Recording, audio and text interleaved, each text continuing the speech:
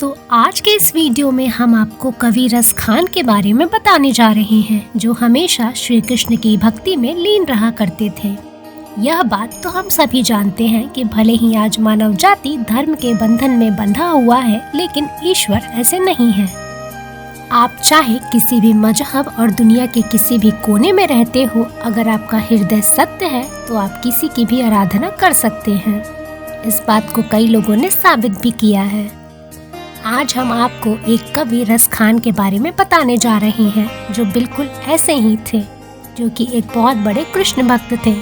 नाम सुनकर आपको पता चल गया होगा कि वह एक मुसलमान थे। इसके बावजूद भी उन्होंने कभी भी हिंदू और मुसलमान के बीच के अंतर को अपनी भक्ति पर हावी नहीं होने दिया।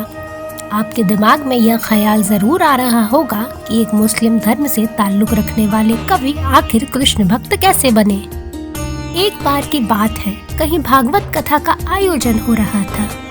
सामने बैठा कोई व्यक्ति भगवान कृष्ण के लीलाओं का वर्णन कर रहे थे और उनके पास भगवान श्री कृष्ण का सबसे बड़ा चित्र रखा हुआ था। उस आयोजन में कवि रस खान भी मौजूद थे। जैसे ही श्री कृष्ण के चित्र पर उनकी दृष्टि पड़ी, उन्हें खुद पता ही नहीं चला कि वह अचंभित क्यों रह गए और वह वहां पर मात्र मूर्ति बनकर रह गए थे।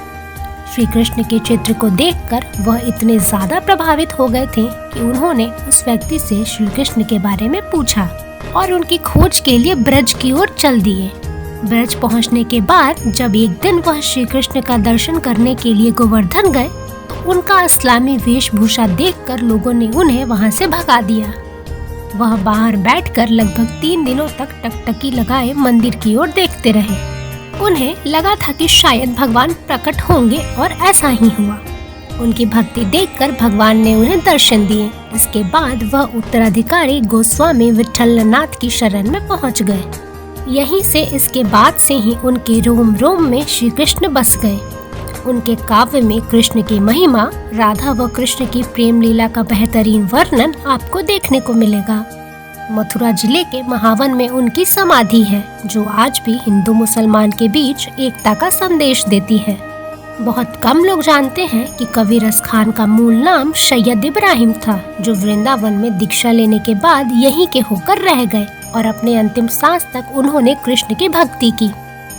ऐसी और जानकारी के लिए देखते रहे अच्छा जी.com।